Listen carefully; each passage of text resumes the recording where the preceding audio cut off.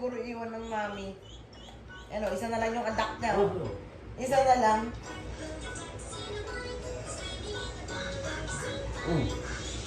Ang aga baby. Oh, yan, nawala na naman.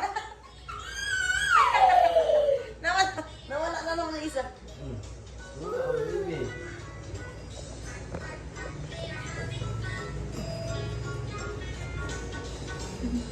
Yan, masaya na yan. Makikita niya na ulit. Yan, okay na. Ulo. Ulo.